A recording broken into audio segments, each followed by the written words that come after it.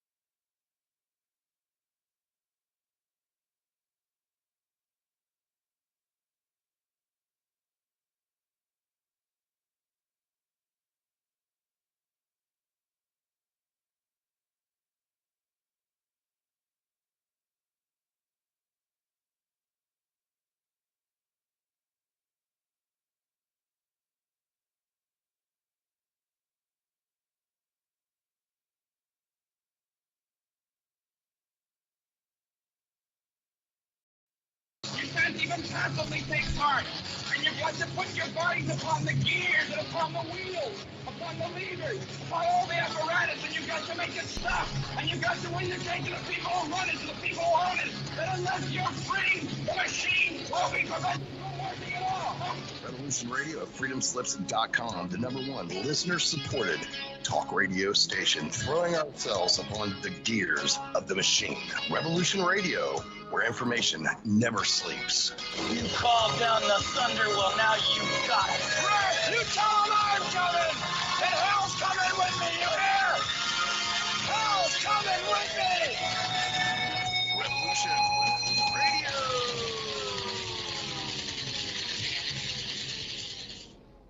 Civilization Cycle interviews experts and individuals who understand the intensifying cycle of economic, societal, and government upheaval, so you can stay ahead of the changes in our world and keep your family safe.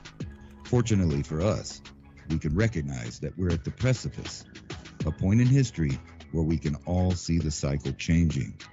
Where we go from here is up to us. So let's start the conversation, and welcome to the show. And I do want to welcome you tonight to Civilization Cycle, wherever you are on this beautiful blue planet. As you can see, we are starting to go live every Thursday night.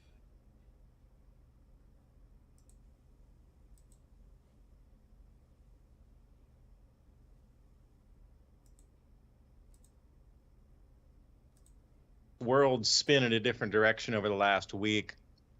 A lot of hopefulness coming in for some, a lot of desperation for others. We've definitely reached a pivot point on the planet right now where the world we knew somehow dissolved and is morphing and coalescing into something new. Now, for those that are excited about this, well, there's a potentiality here for great change and movement forward. But those who are stuck into the sadness and that sort of disempowered now are delivering the message to the other half of the planet that you're disempowered. And this is exactly what controllers want, is to keep the population split. Now imagine if we all came together and said, we are all empowered now, and we are going to ride these changes through this magnetic field change on our planet, and we are going to use our minds and our bodies and our spirits to grow to the ultimate potentiality, at least in this magnetic field state, that a human can attain. I don't think we would need very much overseership. I think almost every system on the planet would go by the wayside, but they're still trying to ram central bank digital currencies down our throats, along with the digital IDs to access that. And remember, as we move through this next year, you're going to be going from using your credit cards and being approved for every much transaction that you do, bank withdrawal, ATM, to do not trust anything until you validate that you are who you say you are. Zero trust is what they call this, and this is actually moving in December or January 1st, 2025. We're moving to a zero trust world, which means every transaction will be denied until they can prove that you are you, or actually the burden's on you to prove you are you. That's the problem. So this is the world we're moving into, and I do appreciate you joining tonight. We are going to talk really about what matters so deeply to most people.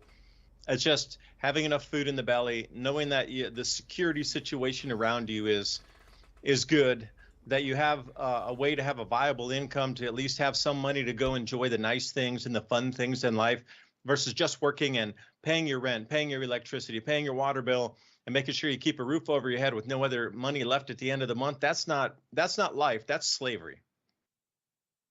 And as we break through the chrysalis, for a better term, you notice a lot of things are changing. In terms of sky phenomenon too, the amount of meteors coming in with just breaking bolides. And when I say that, they come in as a single bolide come through, but the girthiness and the large size causes them to break up into multiple dozens of pieces. Now, this is the fourth or fifth, sixth one that we've seen come through our atmosphere in the last 2 weeks. So, there's two things trending. The largeness to the size of the space debris coming in is larger, but the noticeability of it, even in daytime, of these large bolides breaking up and leaving trails of multiple pieces, is really catching the eye of a fair few people. And please remember, as we roll around in front of the sun here, coming up in April, and then right in front of the sun of 2025, we will probably see a lot more of these meteors based on the geometric pattern and where the planets sit in their orbits, gravitationally ripping everything into us.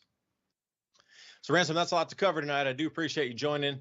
And please remember, civilizationcycle.com. I sent out the show notes to everybody tonight from last week's episode. You got 8 bullet points there to start conversations with, do some of your own research, or just contemplate on the things that are in play in the world. We talked about this last episode. Things that are in play are moving because it's a celestial cycle. The timeline is a celestial cycle.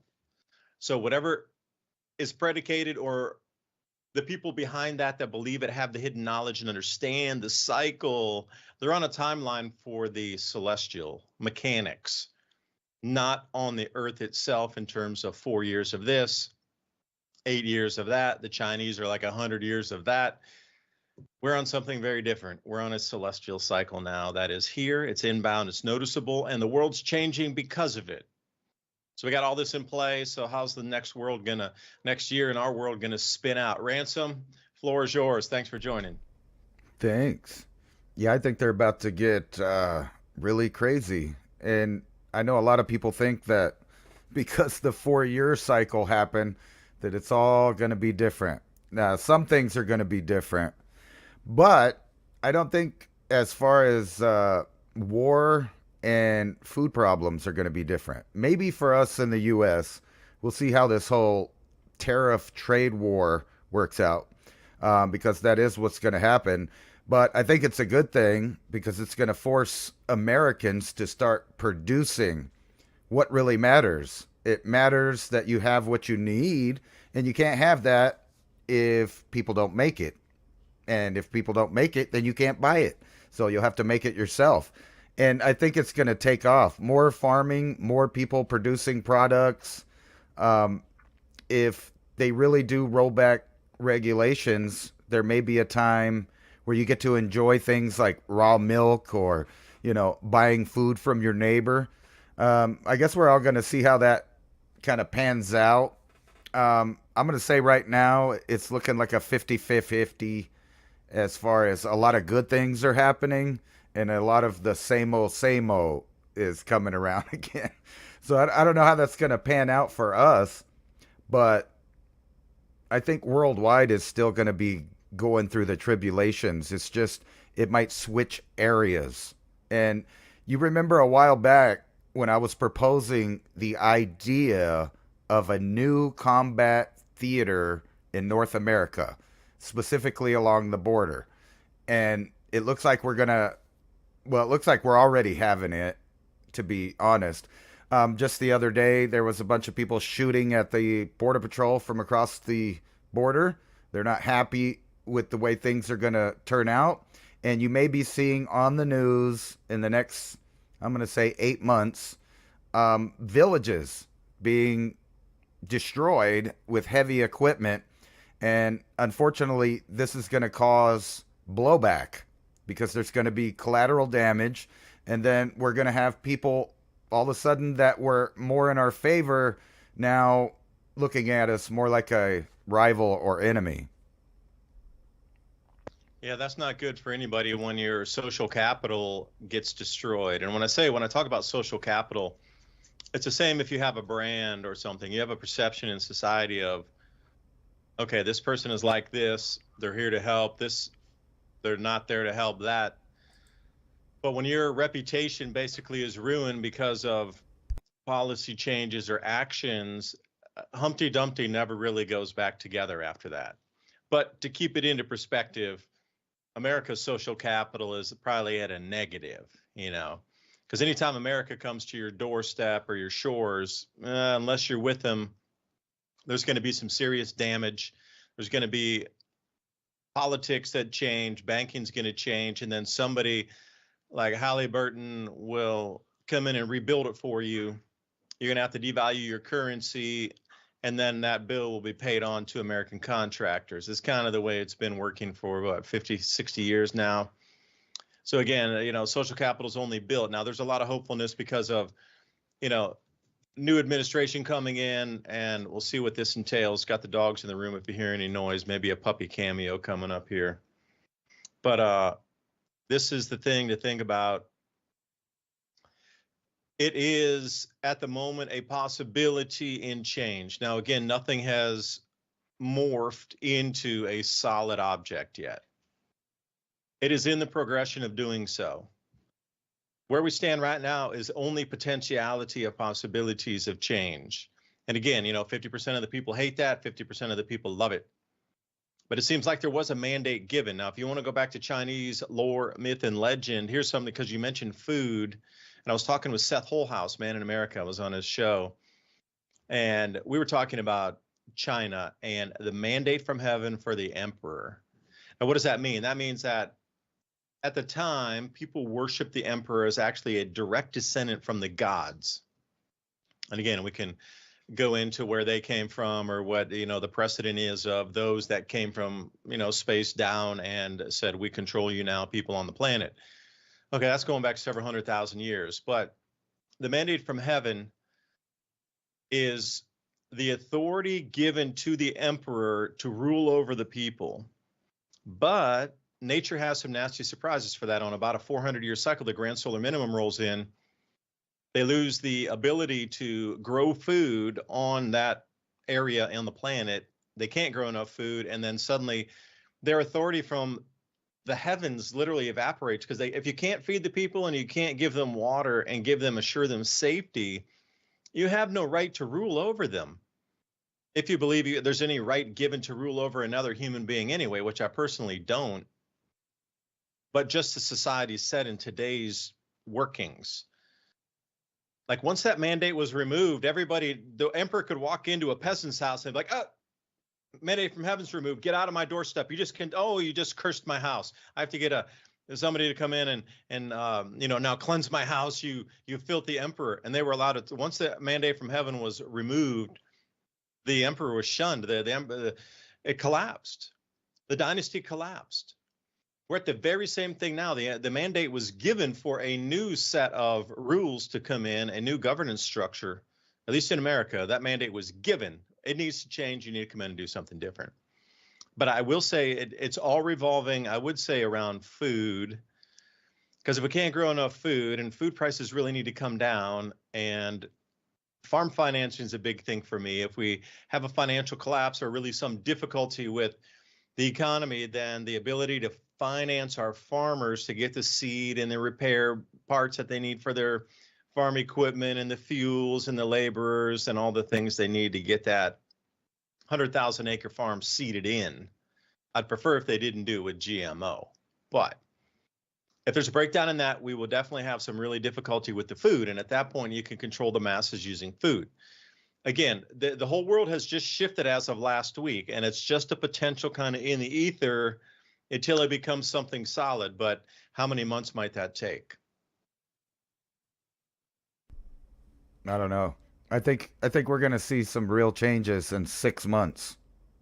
Like, yeah, worldwide. Months, not years. I'm saying months, not years, for sure. And I was going to point out, if you guys like the new setup, I've been working really hard over here. We've been doing all kinds of tech stuff, making graphics. So if you remember to buy us a coffee, we would really appreciate that. And the link is in all the description boxes, I think.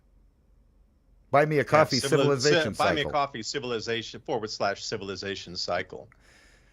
But with that being said, I was going to point out this article right here because it kind of wrong one shows kind of what era we're in today. When will the last? And remember, they call that the greatest generation. For those of you that don't know what they called that generation, they called it the greatest generation.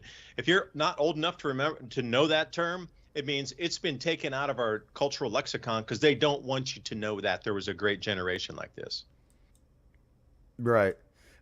Not only that, I think that it's a point in history they've been waiting on. They pulled a lot of shenanigans, I'll just put it that way, in World War II, and we remapped the whole world. And all of the people that were out there freezing, starving, fighting, dying, well, they're all about to finally not be with us, unfortunately.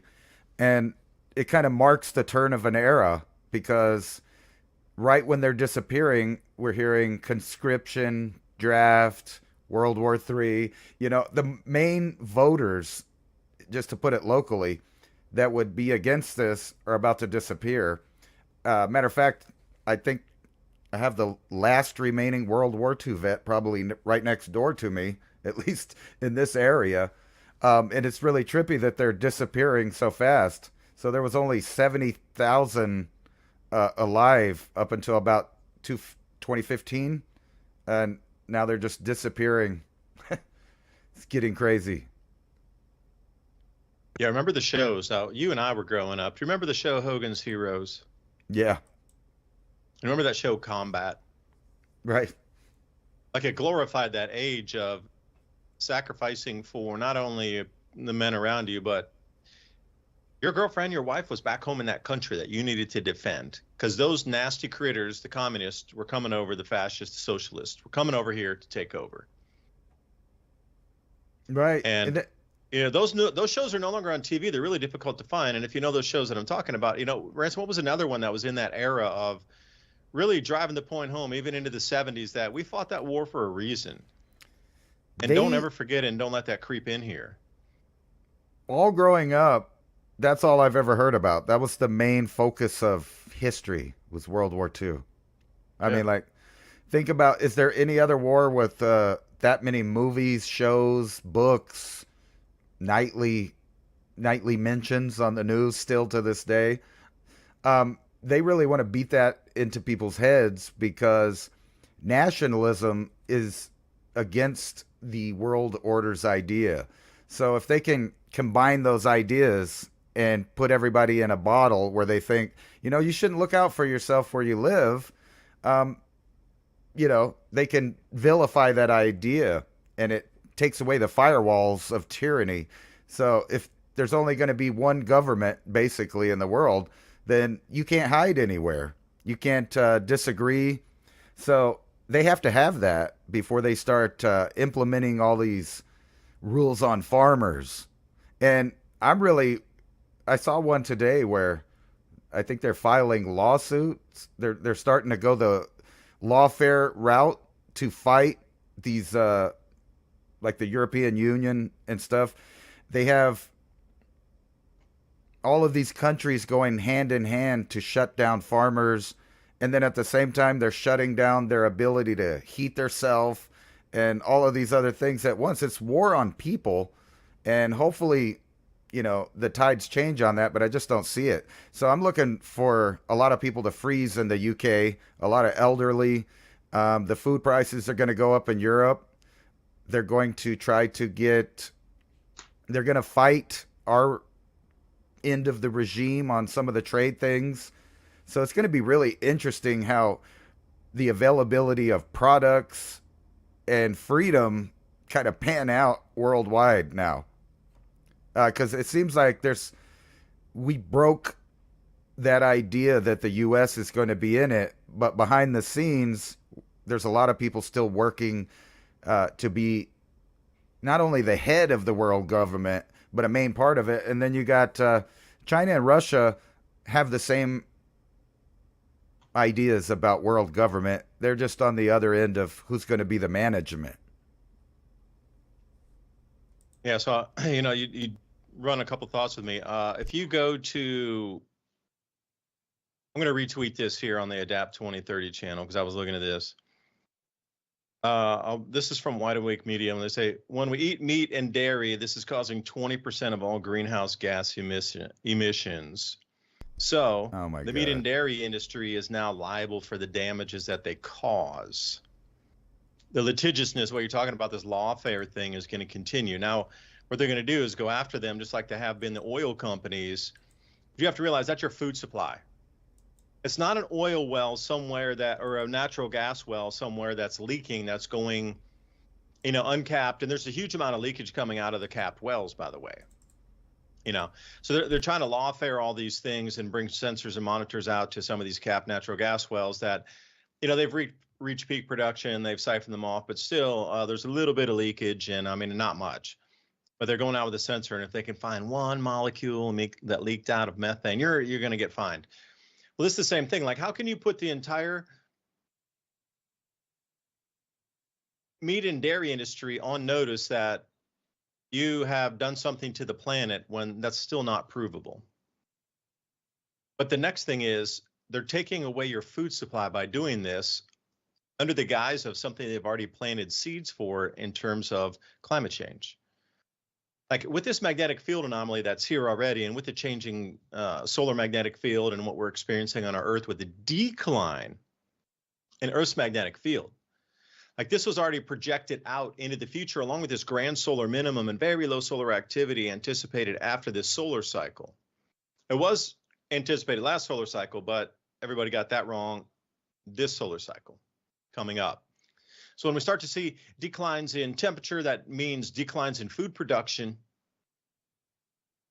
And then suddenly the dairy industry is responsible for everything. Well, if we're going to have a difficult enough time growing enough food coming into the conditions we're coming into with a decreasing magnetic field on our planet, more cosmic rays, heavier rainfall after we're off of solar maximum here, galactic cosmic rays and cosmic rays create more clouds. So after we're at solar maximum now, and once we dip off into that, the amount of cloud coverage is going to get ridiculous. If you think there's a lot of floods now, wait for 4 or 5 more years when we really start to get into the overlap of extreme low solar activity, heavier cloud cover, and solar magnetic fields changing enough to now disrupt jet streams and cloud cells. We're not going to be able to grow enough food barely anyway. So you see the posturing of governments around the world. They've already moved to try to front run these crop losses. And now they want to take another entire leg out of protein source for the planet. Or at the very minimum, they're going to try to charge you more for a CO2 tax based on. But again, they want you to stop eating meat. The CO2 taxes are a wealth transfer device. And what are you going to do at the end of the day? People can barely afford groceries now. What happens if they double or triple in price because of this new lawfare that goes against the dairy and cattle industry? I know a lot of people who work in that industry. They're very honest, hardworking people that try to bring you food every single day so you don't starve. They go out, they work late at night. They're out in inclement weather. They are in disastrous situations to rescue their cattle and make sure your food arrives every single day, and your milk. And the products derived from milk, like the baby formulas, for an example. Right. The cheeses, that whole cheese industry. Those people work their entire life to bring you food, and if they go away and they can't produce food for you, then you are going to starve. And then what kind of thumb screws can people put on if you're starving and your family's starving? I don't know, Ransom. What do you think?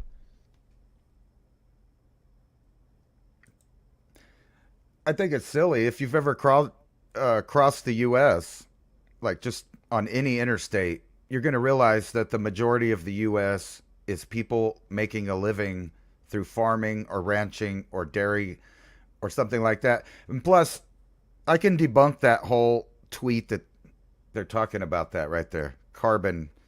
This is my favorite slide now, because it shows the other hominid, right? And it shows the temperature variation. And can I ask any of these global warming or man-made climate change specialists or activists, what was Homo erectus and this other guy here? I don't even know how to pronounce that. What were these guys doing back then in the past that made the temperature go up? Nothing. They just happened to be living on the land. And imagine how many bison and oryx and all of the other grazing animals that were all over the planet, farting and eating and producing milk for their babies. The whole concept is silly. And we're just in this last little blue band at the end, the Industrial Revolution. And there's 1, 2, 3, 4, 5, 6, 7, 8 warming periods there. Yeah, those are interglacial periods right there you're looking at. Right. And these hominids probably not even near the numbers we are, which means that the grazing animals were in the large numbers, millions, because they were barely putting a dent in the hunting. And that's another area of science that was kind of bogus when they gave you this idea that, oh, all of a sudden humans showed up and we made everything go extinct. But the truth is that megafauna and humans alike were going extinct because something happened in this whole 10,000 year period. Is the rebound that we call civilization now. Everything from domestication, organized agriculture, cities, domestication of farm animals, horses, pyramids, bronze, everything. It's all in the last 10,000 years after something happened. But if you go back before that, there were large numbers of herbivores everywhere, farting and puffing out methane and CO2, and it had nothing to do with us. Do you think Homo erectus was firing up coal-fired power plants and driving around their SUVs? No, they weren't. They just happened to be on the planet during that cycle. Yeah, if you go to the GISP 2 ice core data set temperature reconstruction, that's my favorite chart because it shows you that you were saying in the last 10,000 years. So we came out of the Younger Dryas. That's GISP 2 ice core temperature reconstruction. This is the gold standard that everybody used to use way back until they needed global warming as a narrative to come out, and then they quit using this chart. But for years and years, this was the gold standard to show global temperatures. They drilled down through Greenland and took out ice cores and actually measured the CO2 concentrations in there. The thing about this one is we came out of the Younger Dryas, it started to warm up, and then suddenly around 8,000 years prior, the temperature just dropped back out like almost 3.5 degrees Celsius, which would be about 9 degrees Fahrenheit. 8.7 degrees Fahrenheit. Temperature difference globally as the average down. Ransom, did you find that chart there? GISP 2, and you'll see that Joe Nova did it. Yeah, and if you put that one up there, that's such the best chart. Because the temperature variance here in the last 10,000 years has not been stable either. It's been up and down multiple degrees, 2 degrees Celsius up, 2 degrees Celsius down, and then the 8.1 or 8.2 K year event, 8,000 years prior. The temperatures rising, and then it dropped out 3.5 degrees Celsius down. And then suddenly, it rose back up again. Like, what's causing those rises and falls? Yeah, that's a good one right there. You're following the red if you're looking at the graph with us tonight. That's the shaded area of the temperatures. So what's causing those rises and falls? You can look at the time on this too. We're talking, an enormous amount of time, and you're going from the right side, which is where we sit today in the little ice age era, coming out of that, all the way to the past. But the thing is, each successive step down is cooler than the last. So obviously, if you're coming out of an ice age, once it gets warm in that first initial couple thousand years, that's where you're going to get your peak warming. And that's where that 8,000 year event is. And then you can see as it was trying to get up to the peak warming right around 7,000 years ago, specifically when the Sumerians start to evolve and we start to get the first, cuneiform text in Babylonia and Mesopotamia, suddenly that just comes at that spike coming up at around 7,500 years ago, that heat spike. Suddenly the Sumerians rise out of that. But you had that severe drop down there. That's the thing that crashed society. So whatever evolved and lived through the Younger Dryas got to that point right where it was starting to heat, and wham, it just dropped off. And whoever was there, if they were not near the equator, were absolutely wiped back again to nothing. That is a full wipeout of the global food production system in the world we live in up to 40 degrees north today.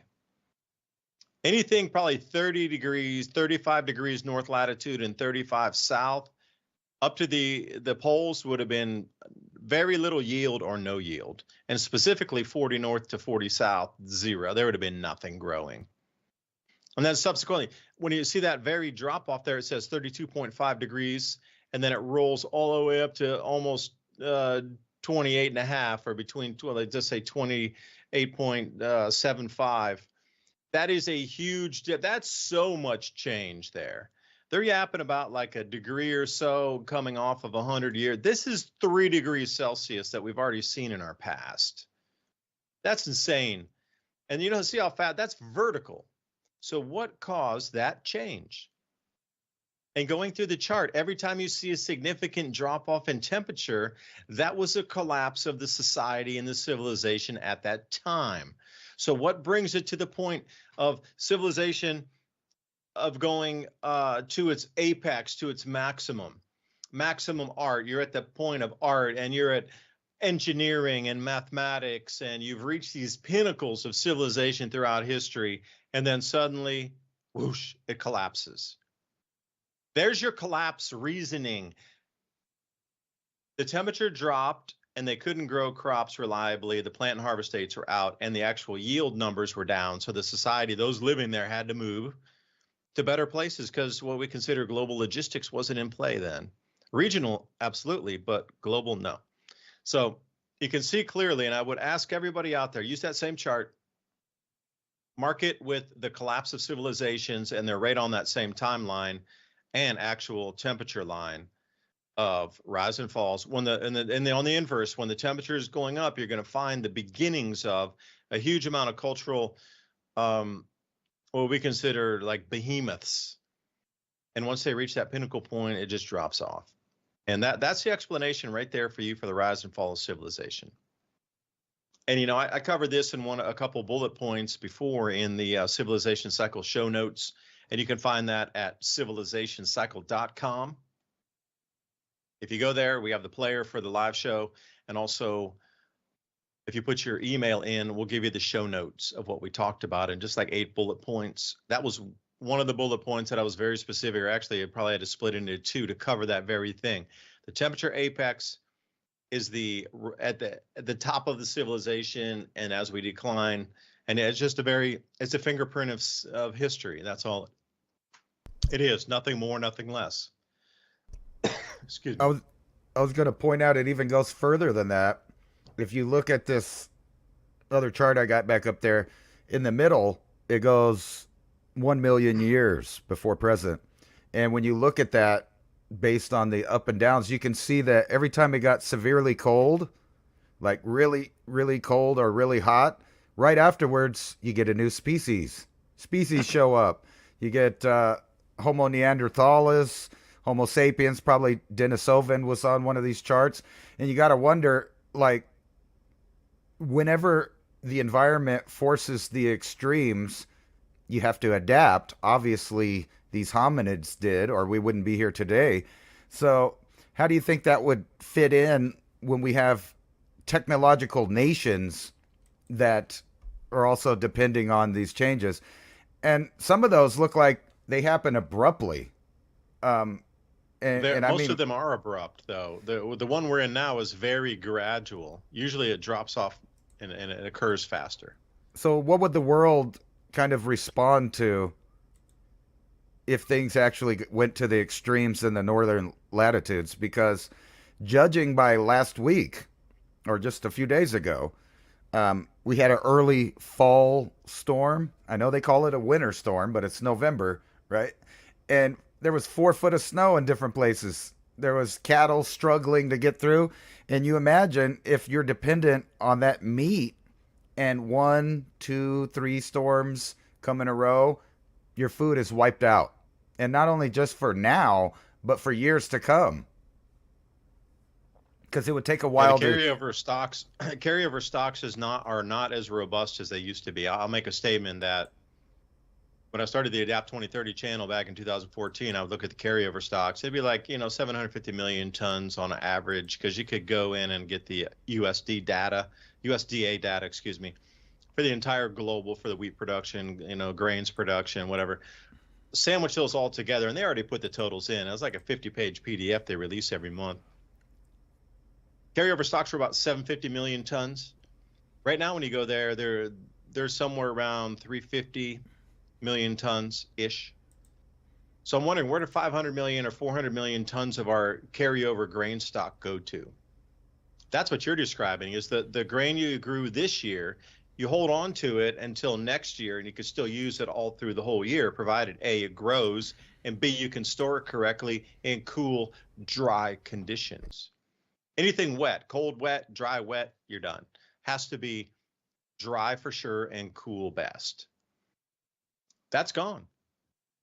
And yeah, like I said, please remember the show notes here for civilizationcycle.com. That's the website. The podcasts and the different shows that we've done before that have been edited and then put out as 30-minute segments, you can listen to that while you're working on something, getting ready, cooking dinner, whatnot. Put your email in there. We'll get you the show notes again, civilizationcycle.com. That was a note from Ransom. Thanks for remembering to say that. But if you can't get enough food to move from one year to the next, we literally go back into the 1500s again. Our modern society is based on incredible storage facilities. Like, we've wired that science in. But if you don't have the proper training to do that, and people are in place that don't have the proper training or the skill, then that's all worthless. So I'm wondering, at what year do we roll over to the point where we don't? I've said 2028. That's been my forecast for quite some years. It's just math. So if you take the declines in the carryover stocks each year on how many millions of tons are disappearing and roll that out into the future, and as we're stepping off solar maximum here and we're coming into a cooler period anyway, once we get around 2028, 29, it might make news that, food prices are going to go up way further than they are today, because whatever we grow is what we get. And once we reach that integral point, they might call it, if you're looking at consciousness with AI, where it becomes a self-aware and conscious entity in itself, and there's names for it like 0 point or singularity or some of these demarcations in time.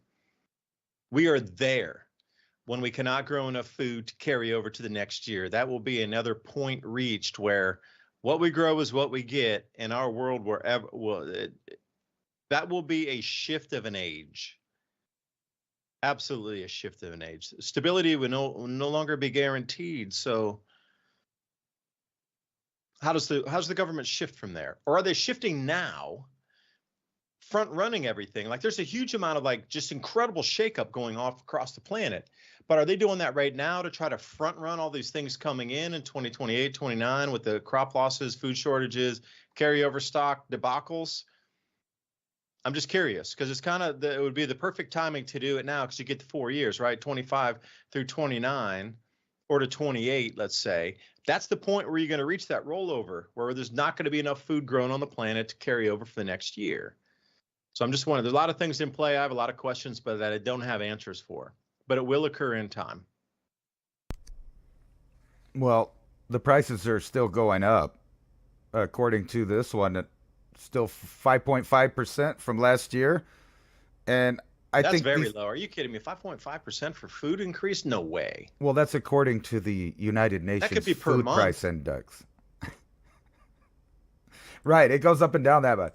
But even they're having to admit, and what happens when all of these farmers in Europe go on strike together and they just don't produce? They save what they have, because I'm sure they have enough to make it a little while.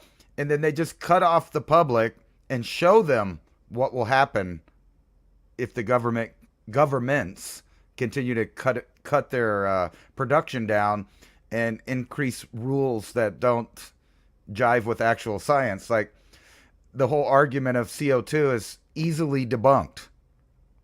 And I don't understand how still millions of people can't just simply look at a graph and say, oh, wait a minute. Why are they saying that? But even the vegetable oil going up 2-year high. So, like, you see it in every indicator that things are going to continue to go up. It is, but I got 2 words for you. Government confiscation. If you, as farmers, as a group together, you'd be charged with some sort of law. Absolutely, you would be. They would come in and confiscate everything you're holding. They would take your seed supply. They'd take your machinery. They're like, okay, well, we're going to hire some people to go in and plant the fields. You won't do it. You're causing a national security issue. We're going to confiscate everything. And we're going to put it in the hands of those people who will grow. I was going to bring that up. With all of these new trends towards conscription and other things, people forget the things that follow is when you're in wartime, the government starts saying, well, you're going to have to contribute a little bit of that to our effort. And then you get into the scenarios of people getting attacked for not having patriotism because they didn't give over their private property to the state to help the war effort. I mean, all of that's happened in the past.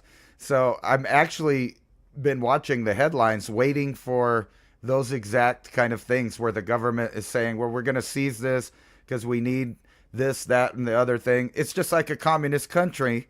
When we watched Venezuela turn over, you had Chavez out there in the streets going, I like this house. I like this factory. It's now the states. And even the supposed freedom-loving countries do the same things in wartime. So I'm looking for, in the next couple years, them really attacking gold, Bitcoin, food production, especially as far as producing it for your local area. Kind of the trend that went against the Amish all the time. I mean, you've seen that for how many decades now? Periodically, they raid them, they arrest them. And this time, weirdly, they got out and voted. Even though they're not a big percentage of the voter, they went out and they voted, and they think they're wanting to get involved now because I think they're tired of that. So we'll see with the new Make America Healthy Again people, how far this goes. And did you see the headlines about people stockpiling fluoride because they're afraid the government's going to stop putting in the water? So they're going to hoard it at home, which is funny to me. I'm just like, sold by the can to kill roaches. Right. Well, we know that. In the 1940s, going back to World War II, you see the old advertisements in World War II. It's a little can. You could buy baking soda in the same kind of can at Trader Joe's, little can like that. But It said fluoride, the best roach killer. So I'm thinking, all right, well, that can't be healthy for anybody. But well, not to mention they were testing it on people to see what it would do. Oh, okay, you're lethargic. And you just don't care. A lot of, and I don't want to, no, I really can't even say that point because we're on a few platforms. I'm going to go away with that. But I'm going to reverse back into Make America Healthy Again. If they're not talking about victory gardens and bringing that food production back to yourself, like we need a Manhattan Project to bring victory gardens back into our homes again.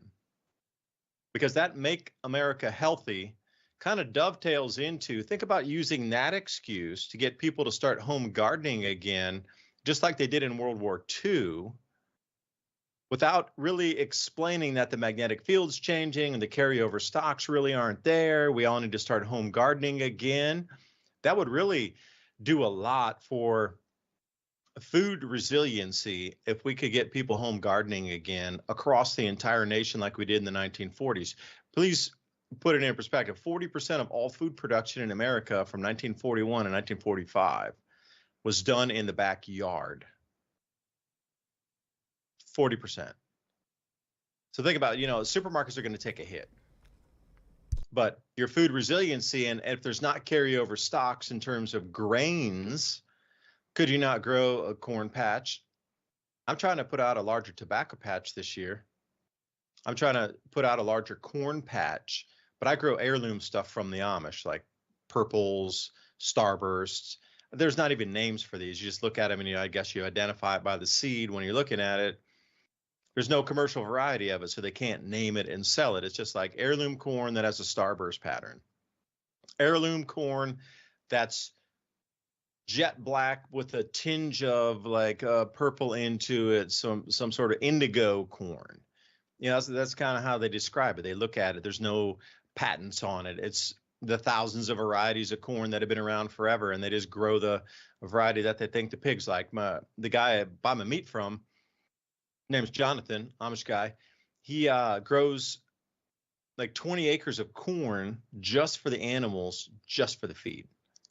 Of heirloom varieties, not commercially available, just from old school, whatever was in Tennessee over the last couple hundred years. They've gotten a nice variety that could be animal fodder. You could turn it into alcohol. You can ethanol it. You can do a lot of things with it. That's the cornmeal muffins. It turns into cooking corn, and it turns into animal feed, and it turns into distillable as well.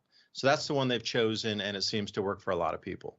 Like crab apples, that's good for distilling, good for animal feed also.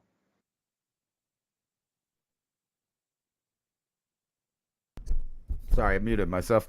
I was going to say, I've been doing this experiment for, I think, 4 years now. So last year, I just let whatever grow that was left over, seeds, wherever they fell, and still food came up.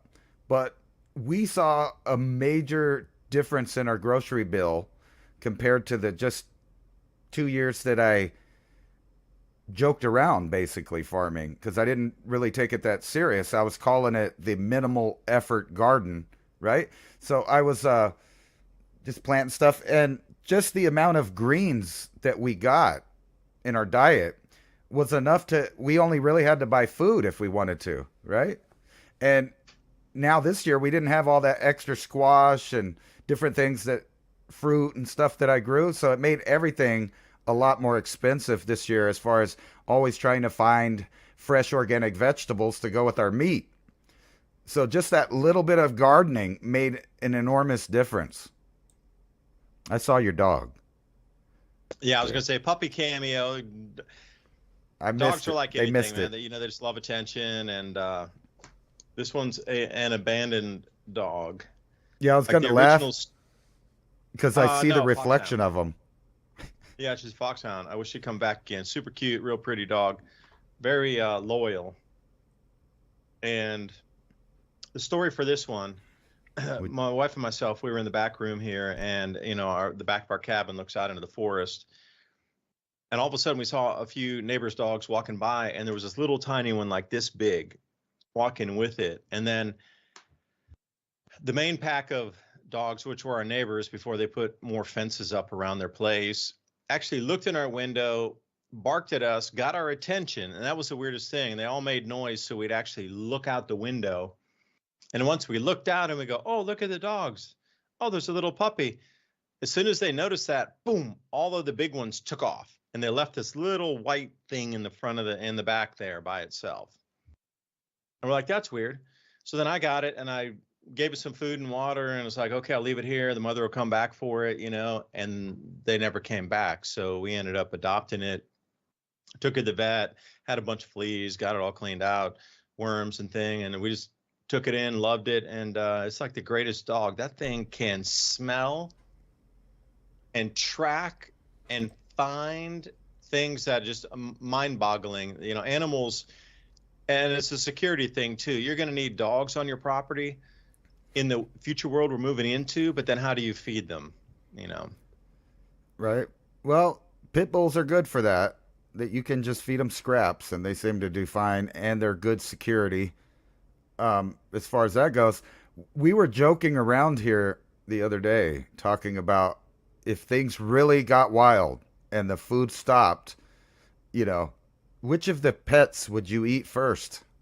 The neighbor's pet, Your pet, I know that sounds harsh, but it is a backup emergency meat source. I don't know if you could do it to your friend. You might have to trade pets with a neighbor or something if it was that bad. But no, I'm just kidding. I don't think it'll get that bad anytime soon, but you can't exclude nature from putting you in a spot that was just I mean, not to harp on about those floods, but when we were on, we were warning people that, take it serious. If you live in a valley, you better know where to go. And sure enough, lots of destruction, people cut off from the world. They had to live out that exact scenario we were talking about. No phones, no internet, no food, no clean water, no electricity, no heat, nothing. And I hate to harp on that, but we did say there's nobody coming to help you. You got to help yourself. Yeah. No, go, man. Go. No, I was just going to say that's cool. I was noticing the dogs in the reflection, so I know they're real loyal. They come check on you every couple seconds. Make sure you're still there and everything. Yeah, because we have a Catahoula also, which is a cattle dog. And that one's like super smart, helps me get the chickens back in, round up the turkeys for the night, that kind of stuff. You're like, we work in a pair. I'm like, hey, go this way. And he goes that way. And he'll like bring everything toward me where I can open the gate and then like kind of funnel them in there. Because I figured to waste your time. Again, you need to use animals like a dog to help you if you're on a farm to get the animals in and work with you together. Because if I was going to try to chase the chickens or turkeys down right around sunset and bring them in, yeah, it's almost like a comedy video, like a Benny Hill video, running around, like running around. This makes no sense. Where you're going to go trying to chase these things? But you get a dog to work with you, and they're very clean on go this way, bring them over this way. Like my dog understands when I go psh, psh, like this. Right. It's amazing to work with another animal that's not human and get that interaction of it understands you, but it's so sentient and smart that it can do what you ask it and like work together with. And at that point, you're like, you're not going to eat those two because that's my safety right there. I'll go hunt in the woods. We can scorch out a bunch of squirrels, possums, birds, pheasants, raccoons, whatever. There's a ton of stuff around here. Deer, got some bear occasionally. Yeah, but you're not gonna hit my dog, so we're gonna have a problem with that, like serious problem. I was actually kidding about that. No, but you're not. I mean, you're not. You are, but you're not. But a lot of people, when they get that hungry, they're gonna go that direction. And I'm telling you right now, like some people in the cities or suburbs might give up their animal and be like, okay, don't hurt my family and whatever. We all need to eat. Kumbaya. But down here in the farm country, when I need that dog for my safety, you're gonna have a problem, like a real problem, like a serious. A guy in the audience that says his cats bring him rabbits, kind of like dogs bring stuff, and mice and moles and all kind of stuff, right? Like you could eat that in a pinch, right? And not only that, if you're setting those little traps in your gardens, then you'll get gophers and whatnot. Besides that, somebody gave me a great idea. We should start a project on Civilization Cycle where every one of our viewers plants 5 fruit trees this year. Yeah, and again, that'd be great. That'd be a great exercise for people. Let me put up that on the Buy Me a Coffee. I'll put that up as a post on Buy Me a Coffee /Civilization Cycle. If you want to go in there, support our work, please head to buymeacoffee.com /Civilization Cycle. Because when you get into these areas, you're going to have to know the topography, like how much drainage there is. If you want to do apple trees, you're going to need to know which things like figs, if they like, some more wet soil. You're going to have to do a lot of study. That'd be a great challenge. Plant 5 fruit trees, dwarf variety, that will give you fruit. And like the first fruit will come in like the second year, but third year start to get more set. I have I think it's now 5-year-old lime tree outside, and it still has the spikes on it. Yep, we're waiting for fruit. Are you getting any fruit? No. I think it's because you need to prune it. Right. I think it's also because it's been surviving through the winters here. Right? So it's waiting to get bigger. And then you can't eat the fruit the first year anyway. But I've been looking at neighbors who have fruit trees that waste probably hundreds of pounds of foods per tree, and they just clean it up and throw it away. It's just crazy. Yeah, and that's all animal food too. Think if you have chickens, those apples and the berries, and we give ours. If we cook beans and we don't eat all the beans, chickens love beans. They love fruit. I'm telling you, they love peaches because we have 12 peach trees out here. They set huge this year. We had like 1,000 pounds of peaches. Like you say, it's coming into that first like maturation period, so a lot of them weren't really juicy and fruity and whatnot until the insect damage and cold damage. Rain, I shouldn't say cold, excuse me, rain damage where we had the fruit were all set and then it rained for like 10 days straight and we had a lot of pits inside the top. But when the raindrop came down, it hit on that very fragile fruit surface. So we weren't going to eat that. We tried to cut a little bit away. It was always kind of damaged down to the pit. Chickens absolutely loved it. Chickens and our ducks and our turkeys all ate that. So think about a fruit orchard as supplemental food for your chickens, turkeys, and geese or ducks if you're raising them, and you as well.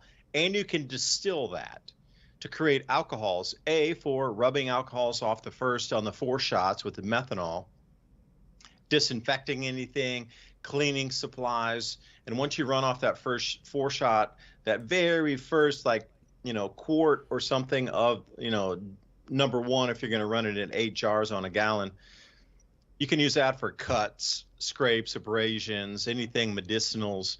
So that fruit becomes your medicine, it becomes your cleaning supply, and it also becomes a tradable if you're into that and you know how to take the fruit, throw some yeast into it, get it to mash down, and then distill it out and turn it into a tradable product. So look at fruit as not just fruit. There's multiple ways that you can use that. And then plus us, we're going to be trading with the Amish next year because we overproduce our fruit. They don't grow any fruit. So they're going to come and help us manage the orchard a little bit. We're going to get the yield off of this and then trade them for different things through the year. So the overage that we're never going to use, plus what we eat, think about the win-win-win in that. Everybody needs an orchard. Please remember, buymeacoffee.com/civilization cycle. We'll be right back after the break. Appreciate you joining us and share the ideas. See what other people think.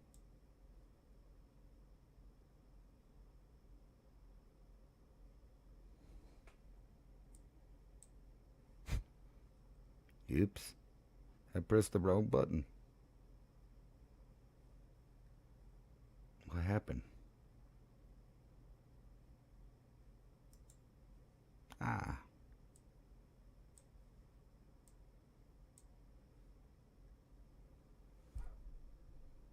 What?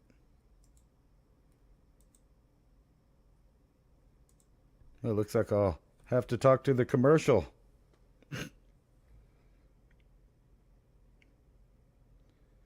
No commercial.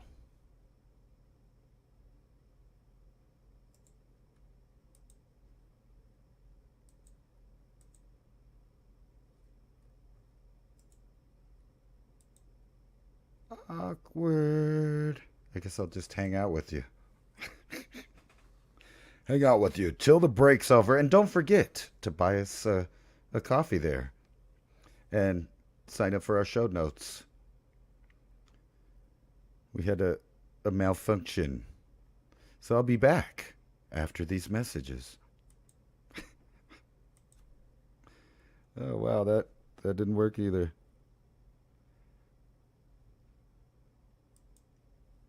Weird. Humanity. Number 1 is UFOs and aliens and their agenda for the advancement of humanity. Number 2 is the Jewish establishment's control over all. Oh my God, that guy. That dude. What's up, Otto? Well, this is the first time I had this set up, so I messed it up somehow. It's supposed to play a something. Let me see here. Might be able to fix it here.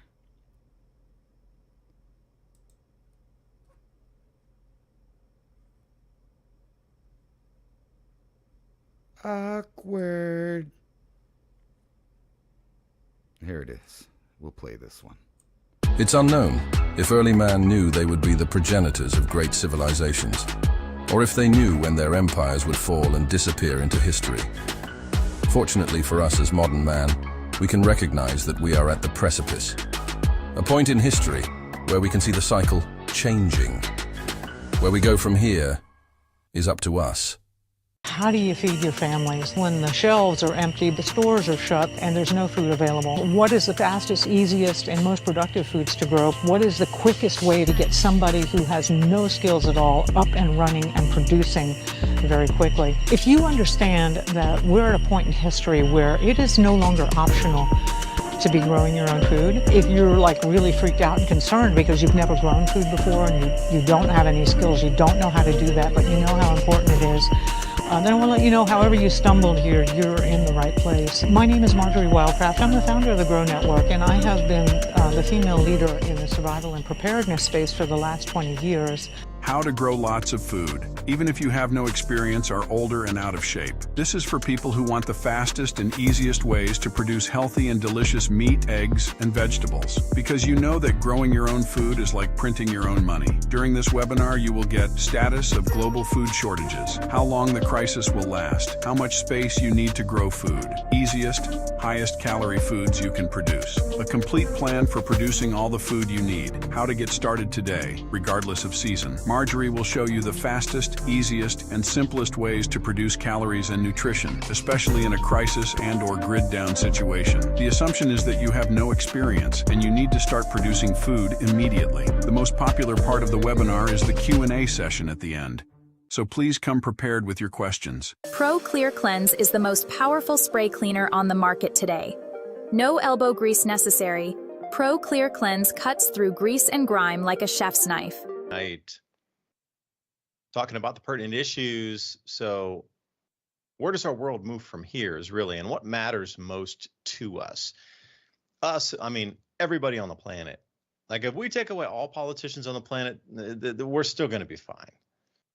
It's about what about us for the human race that do we need for everybody to come through and continue to prosper and thrive during this time. Now, just before the break, we were talking about fruit production, and that's a great call out that Ransom had mentioned. Can everybody grow 5 fruit trees? They don't have to be in a line. You can put them around your property in different places, depending on the grow conditions for each individual area of your property. But think about fruit as a tradable, as a usable for food for animals like chickens or ducks or something that you might have.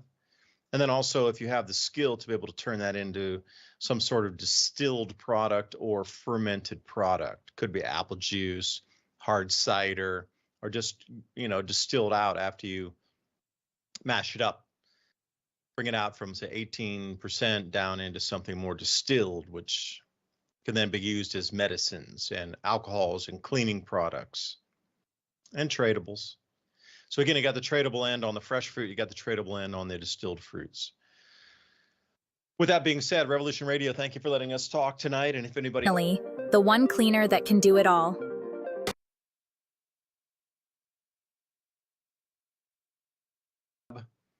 Many ways to keep this platform on air. We just saw what happened with Alex Jones. So every free speech platform right now needs help to stay on air and make sure they stay on air with the running costs and with the expenses. So we'll see what happens. That was one of the, I am a fan, but not the greatest fan. I like the information, the person behind it, cool. But I just don't like the way that we are guaranteed with our rights as free speech that they can shut down an entire platform because they said the wrong thing. At what point do the people on the other side of the curtain go, oh, I said something wrong too, and now we're going to get shut down? Like it can't work that you either have or you don't have that right. It can't be arbitrary. It just can't be. And this is the way I wanted to start the second hour here, talking about, if you set something up, and, I'm coming back to Ransom's Grow 5 Trees. If you have more land and even if you don't have the time to maintain it, somebody else will come and take care of it for you if they can get the bounty of nature from that. If they can come and help take care of your garden or your orchard and maintain it for you, and they want percentage of the yield after that, awesome. Because somebody took care of it and did something for you that you can't do yourself. So think about that. Even if you have the land, offer some people some space so they can come out and grow something for you.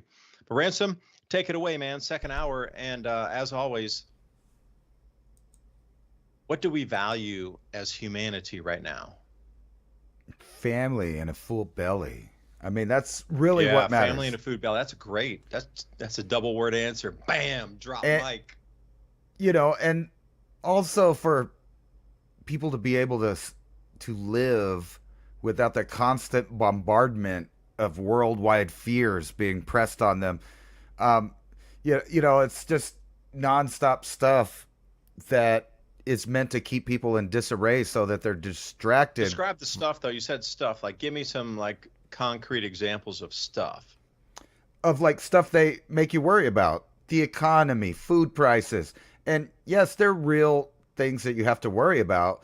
But if you're worried about that, and you're worried about global warming, and you're worried about whether or not Putin is going to do something to you, whoever boogeyman of whichever channel you're watching, because, you know, they have different angles on what you should worry about. That's the kind of stuff that they continually make people worry about. Or are they going to be able to pay their mortgage or their rent? Is the utility highs going to ever go away?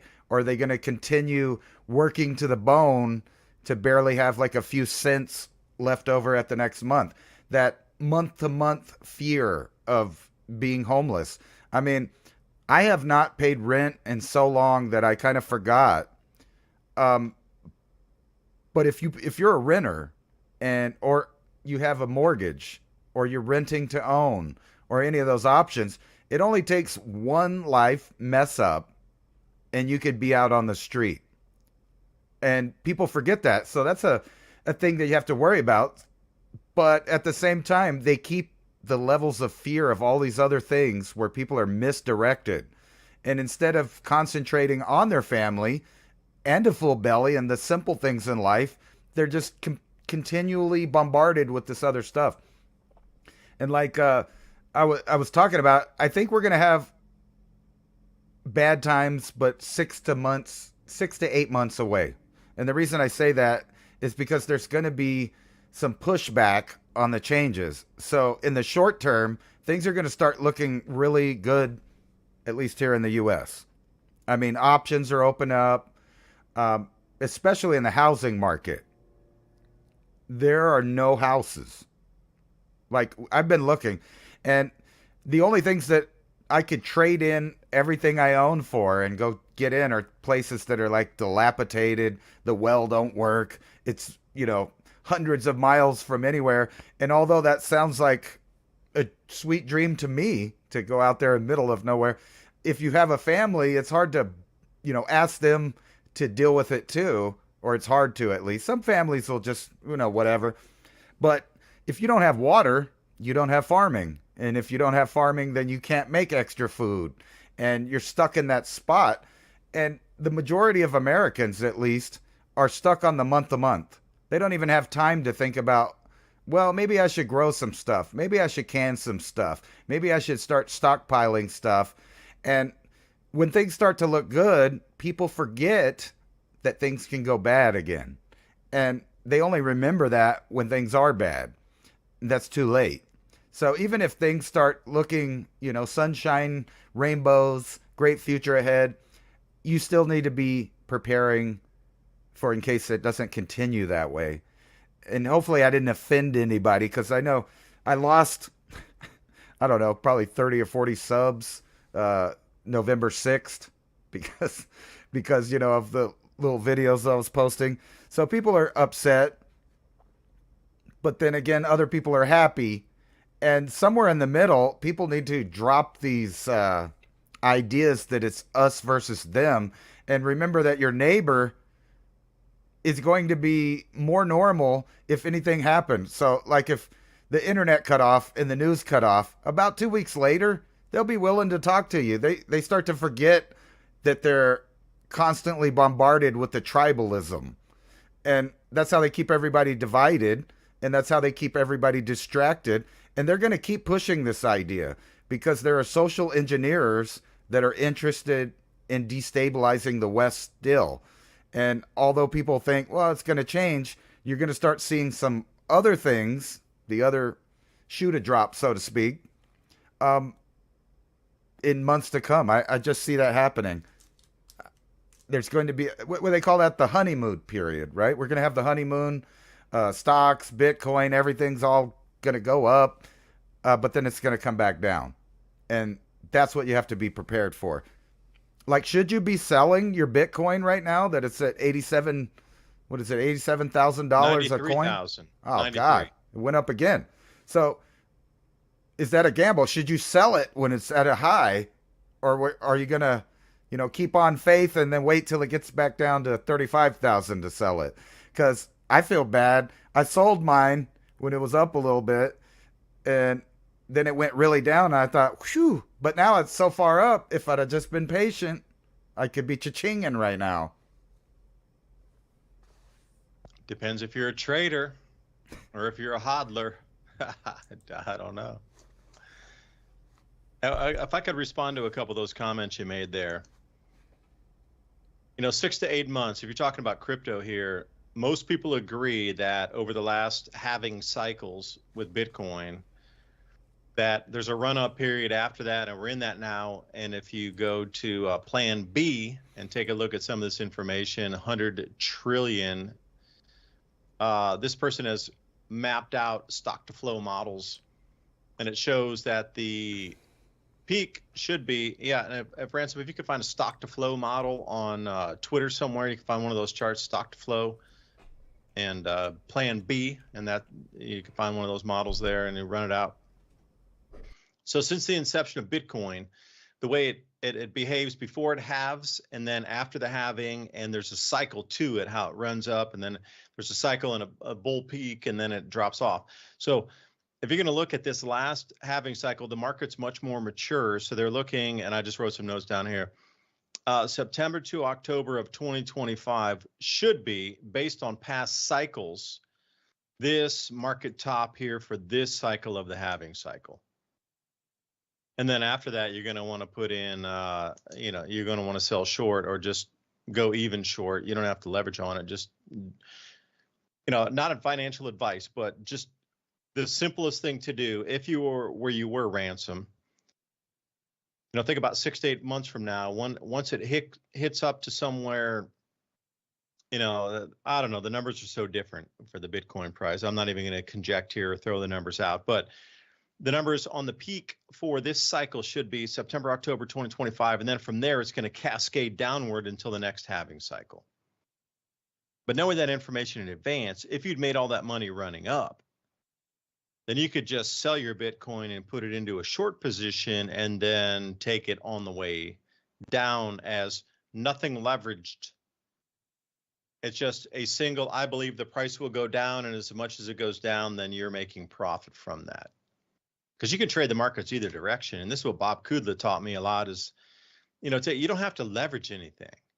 If you just got a general market trend going out and not financial advice, it's like, if you know the market top might be around September, October of 2025 and Bitcoin's sitting at multi-hundreds of thousands, okay, great. Turn that position that you ownership into a short position and just hold on to it as a one-to-one. You're not leveraging anything. I'm just saying if the market goes down, it's still going to accrue in value in the different direction. And that's all you do is you take out a short position on it. But you're not going to leverage anything. And that's the whole thing about once you see these general trends in the markets going up and down. So the fervor, like you say, new guy fever or whatever you want to talk, honeymoon period, new guy fever. There's a whole bunch, terms for this. It will run. It's going to run like a scalded dog. And now with Doge and all these things, the Department of something, and then Dogecoin's running. I mean, they're looking for massive amounts of increases. Like XRP, also not financial advice, but as I've seen, XRP is going to be like integrated into the new system of central bank digital currencies where the ledger is going to settle in a certain amount of minutes globally. So XRP is going to be the base point for that usage case. It's going to be XRP on demand liquidity, but XRP, the token is in that ecosystem. Again, not financial advice. Just like they're broadcasting everything that's moving forward, like Doge and XRP. If you can't see that, everybody's broadcasting this, and like a huge billboard sign with gigantic colored lights on it. Hold on.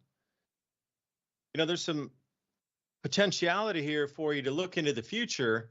If you got the broadcast lights and they're like, this one is going to be part of the new financial ecosystem moving forward that we're moving into, that everybody in the new coalescing administration's coming into, we're going to run with this one, and that's going to be the base layer for everything to settle in minutes on a global financial system. Here's the whole thing too. Like, don't be deluded by a single person. They're taking this still into the technocracy. You might like the dude, you might like the party, you might like the message, and that's fine. But they're still dragging us down this road of digital IDs, track and trace. If you're into that, that's fine. Everybody's supporting it now. Suddenly, because this other guy got into power, suddenly zero trust and digital IDs are totally okay for the masses. Before they weren't. And then how did this switcheroo get put into place? Like, you see, the technocracy is moving forward. It's a global system. And Ransom, might I add here, for those of you out there who want our show notes, tonight I did the release just for here, point number 8. Shall I read it to you? The era of data storage and role of central bank digital currencies in facilitating global trade by establishing a global government with a single internet and monetary system. That's the bullet point. We're there right now.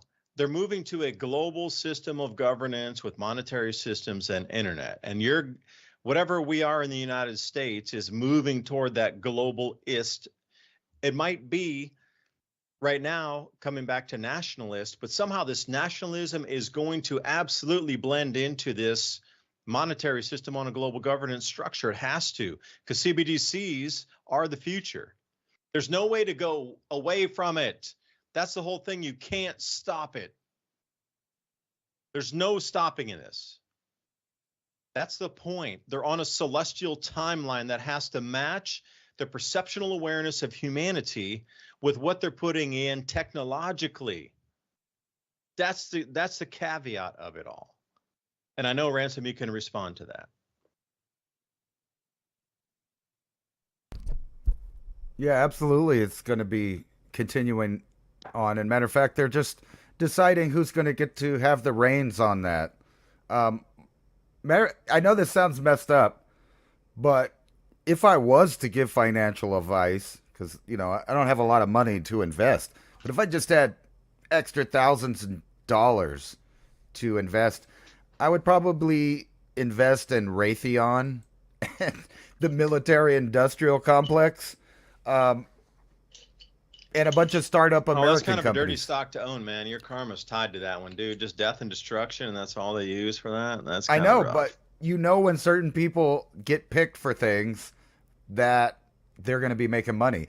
And this is one of those things that happens no matter which guy gets in there. So you could have had the other people win. Raytheon, military industrial stock, all going to go up. It's still going to go up. I mean, that's like sound financial advice. So what power do people have with stocks when the smart people know things are going to happen and they keep investing and keep making, billions and billions off of obvious trends that are about to happen?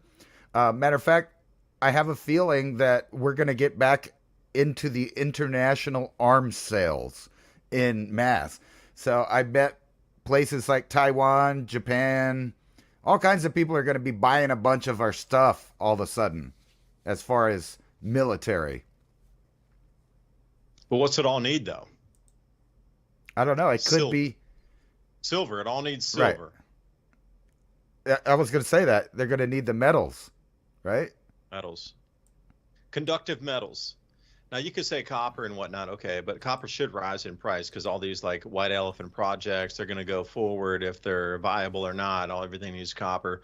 But silver in itself, Reading a couple articles, there's like what, 5 pounds of silver in every single missile. The new solid state batteries are going to use a full kilogram of silver moving forward to the EV economy. And silver, I think, is, now again, not investment advice, but just looking at the future trend, like they're going to need silver for everything. If you're going to bump up the war machine and weapon sales, they're going to need more silver.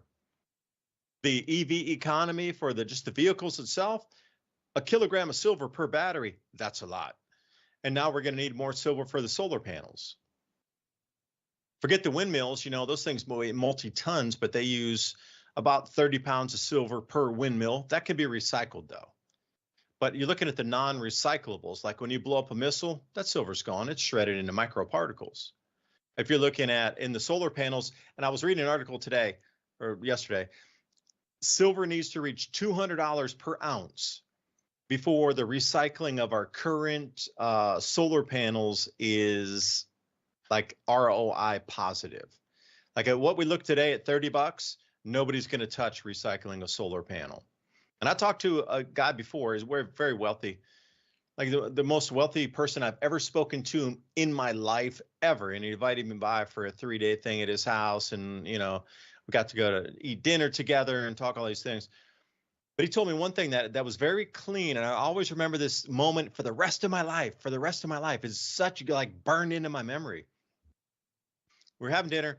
We're talking around. It was like, 15 people at the table, and everybody's got their thing going on. And, I was talking about, the peak oil thing and the metals and the ROI on trying to recycle materials. And he just looks at me in the eye and he held up his glass and he goes, whenever it gets expensive enough and that point is reached, you will always have new technologies that will make what you thought were impossible suddenly become possible, and there will be no more shortages. And he clinked my glass after that.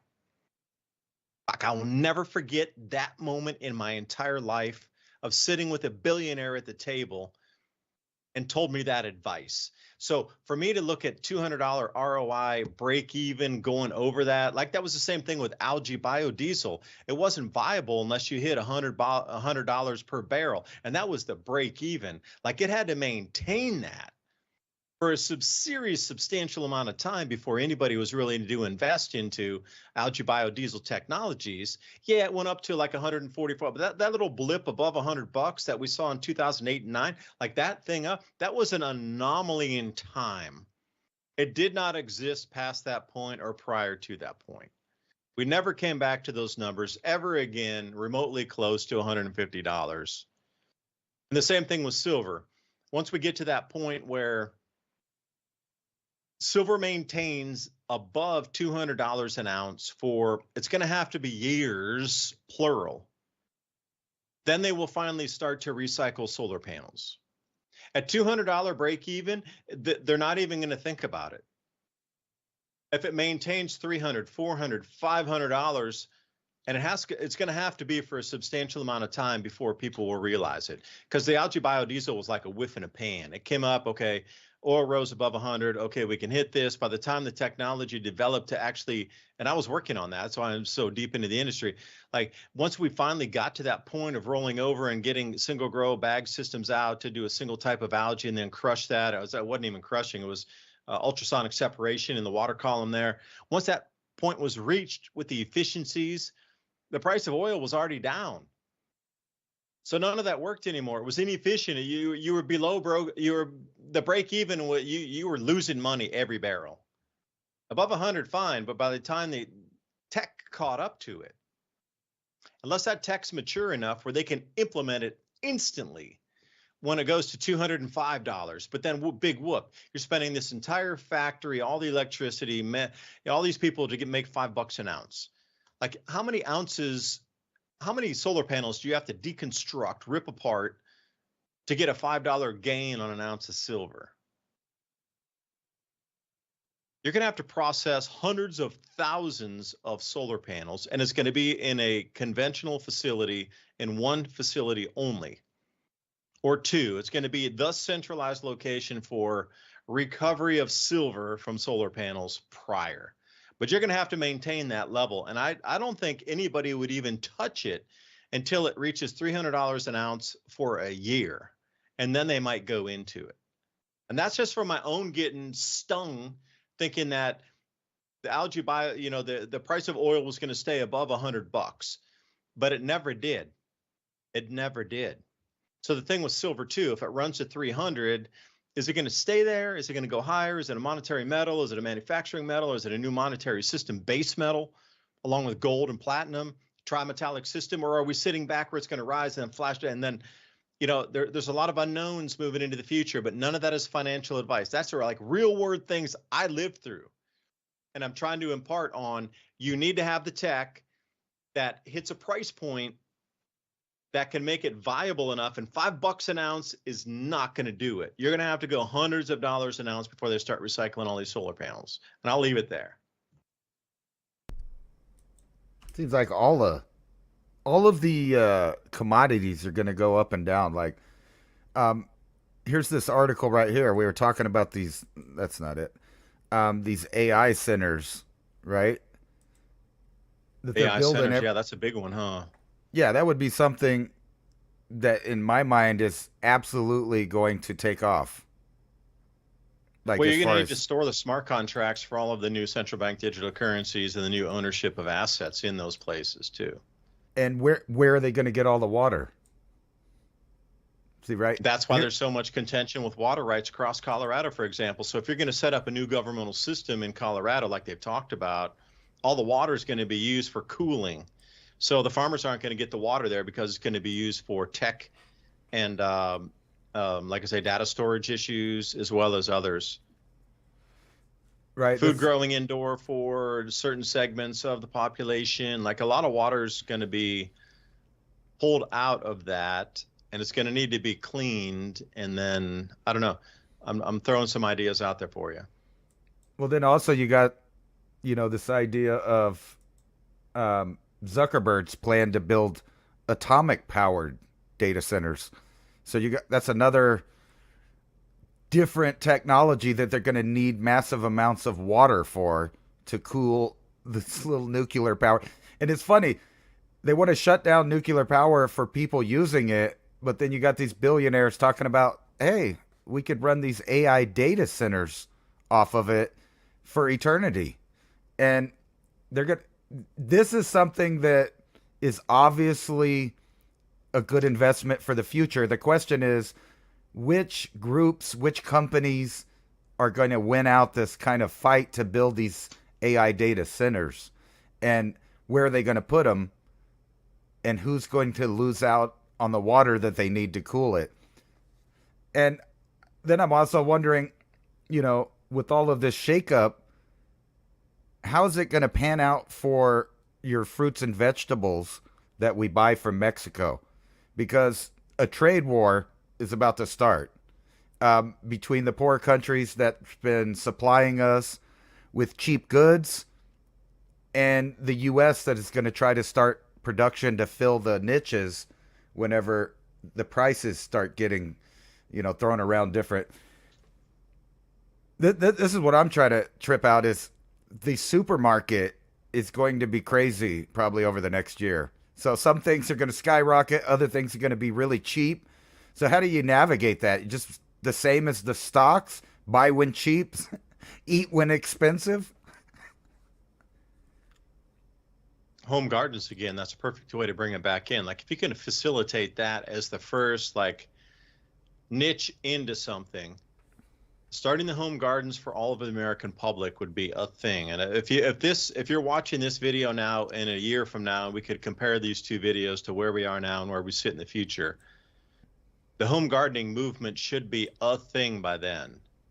In order to stop, because think about how many vegetables come from Mexico into the United States. I understand we have California, and that's a great thing. It supplies about 30% of all the veg that we need here in the U.S. But outside that, where's it going to come from?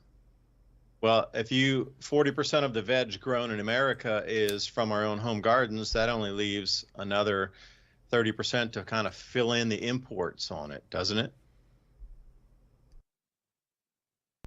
If we got California for 30%, everybody's home gardening, that brings in another 40%.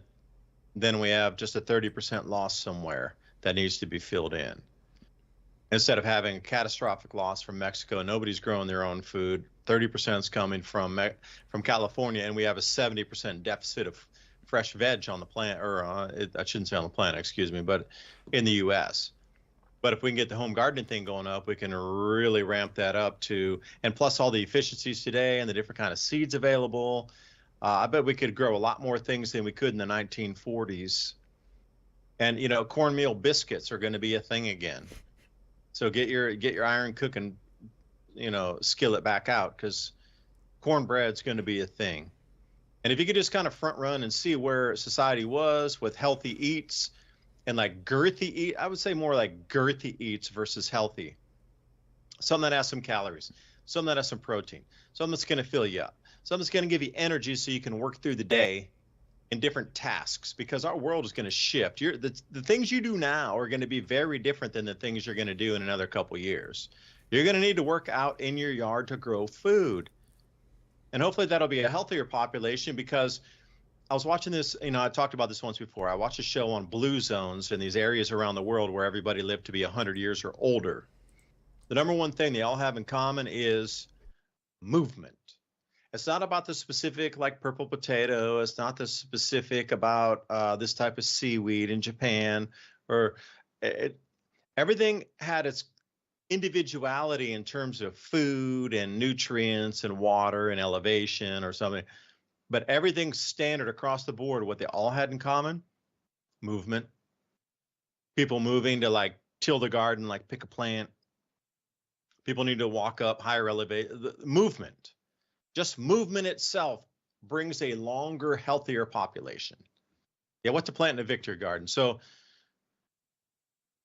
how easy would it be, Ransom? How easy would it be to move the U.S. populace back to home gardening again from where we sit today? I think it wouldn't be that hard at all. It's trying to get people to see the value in it versus the boxed goods at the store that are easy and they cook fast and they're super expensive, and people don't realize that. Like, when you really look at how much food you're getting in these packages, it's nothing. Like last year, just squash, watermelon, tomatoes, all of that kind of stuff. I had so much of it, we had to store it. One year, I literally brought like 4, I think, 20-pound buckets up to the OPR so they could feed the pigs all the excess tomatoes I got. There was just so many of them. And then the next year, none of them grew, but I had abundance in squash and watermelons. But if I would have froze those, jarred them, whatever, I probably would still have food from the last 3 years in the shelves. Like right now. I don't think it would be that but hard. How do you store that? You need to have it on some sort of straw, and those they can't touch each other. Right. And you know, you were making the point that it's just healthier to get up and go around and move. And not only that, it keeps your mind going, because weirdly, you think about every single plant and you go check on every single plant and you remember like what's not doing good, what's doing good. And that inevitably would sharpen your mind. It's like, you know, how they talk about old people do better when they have friends to communicate with and they play Scrabble or whatever. It's the same idea. And plus, there's study after study, not to mention the nutrition benefits, but just being around the greenery lowers your heart rate, blood pressure, and makes you healthier all around. And if you want to walk barefoot, then you can ground yourself as well in that environment. Right. Like, again, if we're going to talk about make humans healthy again, the rubber shoes that you wear do not allow you to connect to the Earth's magnetic field and the grounding effect that you get from the difference in the soil, the magnetism of the soil. That's a huge thing that we need to start walking barefoot. We need to have like a hug a tree, walk barefoot, work in your garden revolution on this planet again. Except for the hookworms. You got to be careful about that. There's no hookworms, man. I don't know. See, that's the thing. They brainwash everybody. There's hookworms. If you walk barefoot, you're going to hookworm. I've walked barefoot so much. Years and years of like, we got animals. I got no hookworms. Yeah, that's only if you're stepping in poop. That's the And only you time wouldn't that's do going to that. happen. Like a normal person would try to step around the poop. Like who would step into animal manure on purpose with bare feet? Like that's the last thing is just like hardwiring you would want to do. Like your hardwiring thing as a human is don't step in the big giant pile of animal excrement with your bare foot. Like go to the left or the right of that. Like But it's so it helps you ground, right, to nature. No, I'm just kidding. Don't step in the poop. That is weird that we've developed this idea of being connected or disconnected totally from the earth, all the way down to that little thing that you mentioned. We walk around on rubber and we cut the circuit to the whole ecosystem and life of the planet. And especially those people that believe that the earth itself is a life form are getting a little more credence. I saw a paper not too long ago that was postulating that stars are so complicated with the gravity and the elemental mixes that are happening there, the different dynamics, that quite possibly stars are conscious. I know that sounds silly, but that's a real paper that they've put out. And not only that, another paper I read is postulating that consciousness itself comes from quantum entanglement. So that means the further that we're cut off from everything, you're still connected, right, to the whole thing. But I wonder why that is, that we went in the direction of, everything from our clothes to our shoes is like separating us from nature itself. And now the food industry and society is further just pulling us away from anything that's human and natural. well, if you were an invaded planet, that's what you would do. Invasive. You got to think about it. An invasive hominid species had taken control at some point in the past. And maybe you could talk more to that. We look at the different kind of hominid species that have come and gone. You have to think about, was the same invasive hominid species force here at that time, but they couldn't control the hominids because they were so much more in tune, or they couldn't really control that, or they had a gene edit it down over successive generations, where the original hominid species here, I don't know, I'm going to throw it out there because you're very versed in this more than I, and I guess I'm looking for a question or maybe an answer on that. Well, the whole idea of the hominids is being thrown upside down right now. We're finding new ones. And not only that, I think the other day I read a paper that someone was pointing out that they found a Homo erectus in China that's dated at 1 million years ago, which totally throws the whole out of Africa evolution of man theory on its head, because it means hominids were on all the continents, running around, intermixing, competing. And imagine we can't even track down, where the ideas came from. Like, we don't know that farming came from humans. We don't know that tool making came from humans. We just know we learned it and started using it. And we're about at that point again where, I harp on this, but with the addition of the technocratic movement, we're about to see new hominids that would be technically called invasive species. I mean, they wouldn't be the normal human that's been farming and domesticating, let's say 20,000 years, not 10. But that would just totally be replaced in a few generations. And it has been since World War II, hasn't it? If you think about the Great Generation, then the mind and the iron lock grip on the mind of, we need to stop this madness that's going across the planet. I think at that point, too, they saw it. And, you might want to go a little woo-woo on this, but I do believe even back then, with the electrification of the planet and the radio signal frequency of the planet coming into earnest, and let's say 1915, or maybe, with the formation of the Federal Reserve in 1913. But as you came forward from that point in time, something definitely had taken over the planet. in terms of we could have gone with magnetic motors and using the Earth's magnetic field to spin magnets in a different direction to make some sort of rod spin, the same thing we do with superheated steam today. They could have got the RPMs above 1200 RPM, easily 1500, 1700 RPMs, just using magnets. Earth's magnetic field power generation, where you don't need to burn a thing. You're using the Earth's magnetic field. You're a kid who play with magnets that spin them. But we went this entirely different direction where the petrochemical industry, the oil industry, and the electrical industry all kind of evolved at the same time on everything on a metered system. And at that point, too, after World War I, when people came back, the radio, offshore radio had started with Marconi and that sort of thing. But the awareness of the society, there was a absolute explosion of the mind at that time in the 1920s and 30s. Now, I don't know if they found something back then and they came to that point where this needs to stop. And that's why we went to war. In terms of the technological advances at that point had gotten to the crescendo where they understood it was an invasive hominid species versus humanity.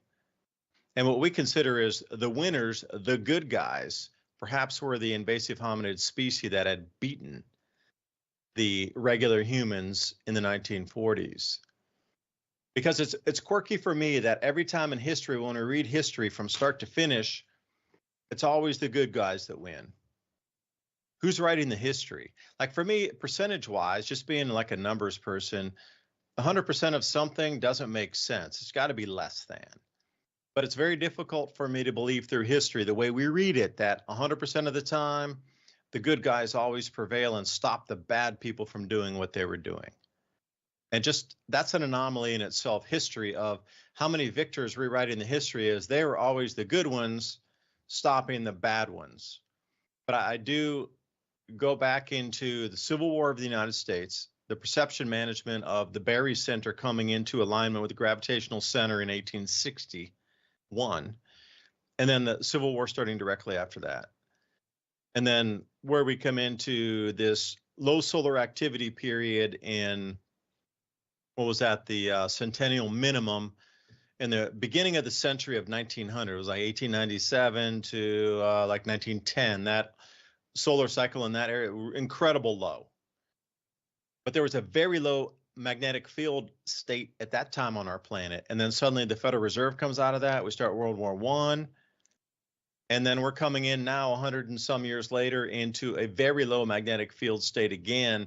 And I'm just wondering that, again, I'll ask you, Ransom, to respond to this. Like, my whole perception on this is looking at it saying, perhaps they discovered something of the non-human control system back at that time. And everything that we saw from, say, 1750 up until 1920 was to battle against that. But for some reason, that invasive hominid species force won over the planet.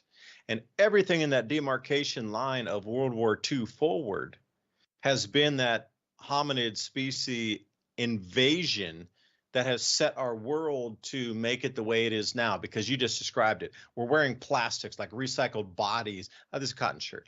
I try to wear cotton when I can. I try to walk out barefoot when I can. But you got rubber-soled shoes, GMOs everywhere, Wi-Fi, all kind of electronic signal, everything. This is a completely non-human environment that has been invented and completely veils the entire planet. There's nothing of like original human species here now. This is a planet that has been terraformed, and we exist at this point in time. So who really won at that point? I really believe there was some sort of battle for humanity itself that occurred, and I don't know, I'll leave it there. I know where I'm going with that. You talking about them aliens that live at Antarctica there? They might have been flying around, because out here in the desert in 1947, they say they crashed. But think about that for a second, because what if the legends of breakaway civilization at that time, right at that same point you're talking about, that the main nations of the world merged in a way, in a weird way, where they hired all of the supposed enemies, right? And they integrated them into their science programs. So would you have freaked out more in 1947, 2 years after the war ended, if some human landed in the middle of the desert with an anti-gravitic device? Would you have freaked out more about a human doing that or an alien? Because it seems like people right after the war would have freaked out if they saw an anti-gravitic device flown by a human. And there's, I'm sure you've heard the things of Admiral Byrd, and there's supposed to be battles and all kinds of stuff. But just say that's not what it was, and that was just the beginning of the breakaway. And since then, they've been feeding only technology that is disruptive and destructive and transforming to humans since that point. And then here we are in the future, where everybody's infertile, dying of cancer. We have all these problems, and we're just now getting the representatives to even have a discussion about whether or not some of these things are bad. Like from the fluoride to the food, whatever you pick, you're barely just now getting that discussion. And that tells me they've moved on to new programs that you won't learn about for 20 more years. And then by the time you learn about it, you're already toxified by it. It's over. It's done. It's been introduced. I mean, think about that, especially the plastic part of this. I was watching a guy out on the Sahara go to the beach so he could test the dead seals to see how much plastic they had, because they were worried about the lion populations getting sick, because that's the only, avenue that they would get those microplastics is through food. And they're out there eating seals on the beach and stuff. And just the concept that there are a whole plethora of sciences now that are just studying what we do and how is it going to work out. That's pretty scary. These are topics that you don't see Greta Thunberg talking about. The chemical pollution, the genetic pollution or transformation. You barely hear about deforestation that's getting rid of all of the original plants and animals in certain areas. And then at the same time, you have scientists discussing, should we bring back this animal? Should we transform this animal to change it? Alex Jones might have sounded crazy 20 years ago talking about spider goats, but that protein from the spider genetic creation is found in humans and animals now. So somehow that got distributed across the planet, even though it was only in these little programs. How did that happen? I don't know. Tell me about the 1940s, where you described that in a little more greater detail, where you say that breakaway, or those battles for the breakaway society. Like, why did those that had superior technology just disappear and allow another force to run roughshod over humanity right now? I don't know. Maybe they got the notice from the actual rulers of the earth that this ain't the stage of technology we're ready for you to have yet. Think about Elon Musk is barely, doing some fancy stuff with computers, but we're still on the rocket fuel. We're not talking about anti-gravitic devices or none of that. So even the next civilization that's been created since the 40s seems to have not increased in technology, really, besides maybe the input of algorithms and AI, which are alien in itself. What they've increased, though, is the input into each individual product that we need. Like, that is a definite thing where the inputs to produce the products is increasing. So there has to be a longer supply chain with companies controlling every single aspect of that, milking profit out of every single step of that. Instead of being direct production, I mean, literally miles from where you consume it, It's now 3,000-mile supply chain, and everybody's getting rich off of that. So until that stops, then we sit in the same world spinning in a circle, and kind of like the plastic garbage patch that just spins and dissolves into like a plastic goo in the oceans here. So, will one administration stop all this? Are we at the precipice of the rollout of new technologies? And are those technologies the one we really want? Because I'm a fan of using magnets and Earth's magnetic field to create power. I want something the size of, a loaf of bread to produce enough power in my house that I can buy, take it off the shelf, put it in my house, plug it in, and I never need to pay for power again. But some of the plans I'd seen, even though they unveil electrogravitics technologies and power production devices, they're still going to use the same delivery infrastructure.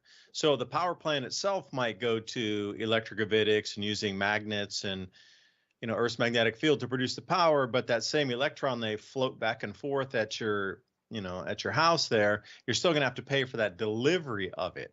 You're never going to break free of this system. And that's the whole thing I've learned is the plans they have in the future, even though they move to no coal, no oil, no gas burned, Earth's magnetic field, they're still going to charge you for the fee to run a large power plant off of Earth's magnetic field to get you the power to your house. They're not going to create these home devices. It's always going to still be this centralized system, even though they evolve technologies moving forward.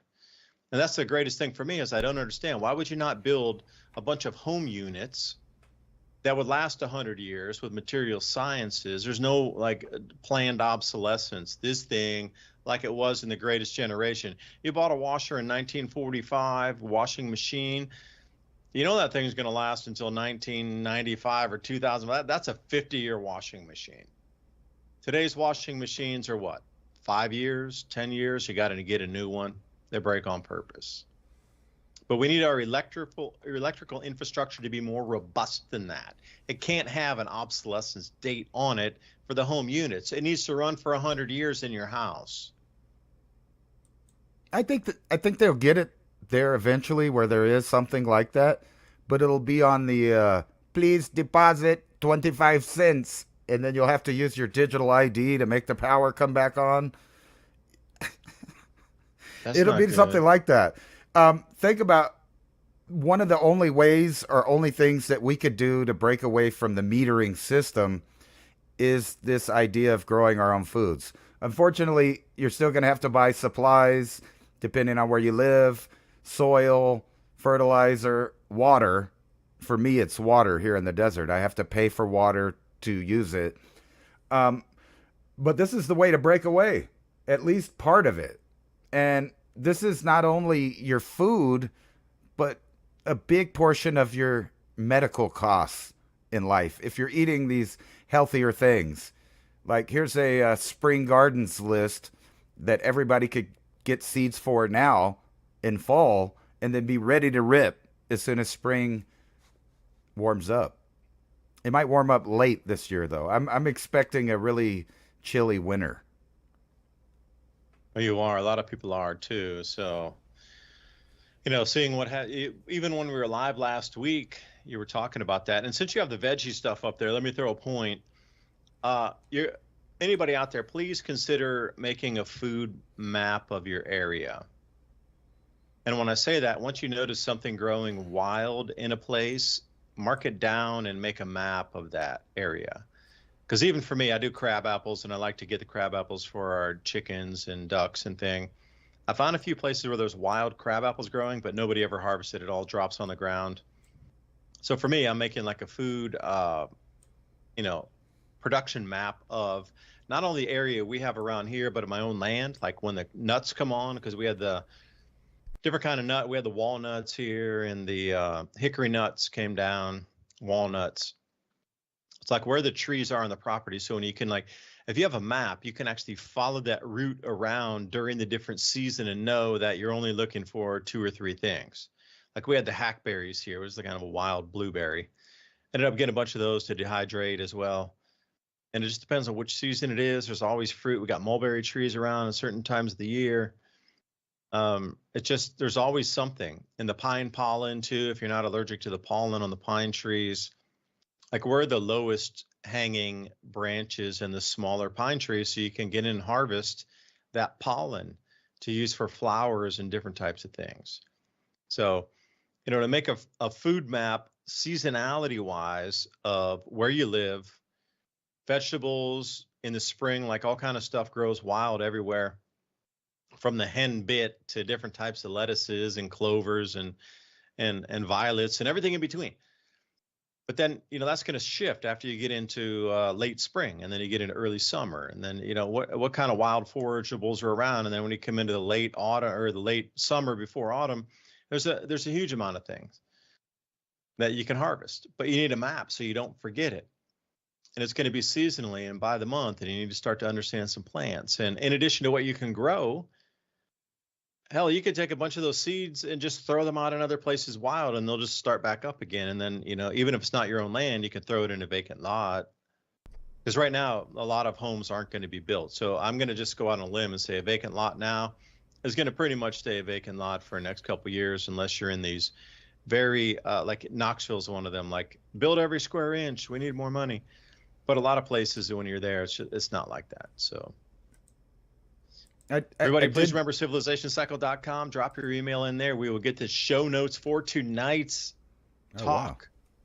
Wow. 8 points of the most relevant information so you can start conversations or do your own research, and also buy me a coffee /Civilization Cycle. If you like this type of content, make sure to support us so we can keep going week after week. We have production costs and software costs and these types of things. So, help keep us on air also.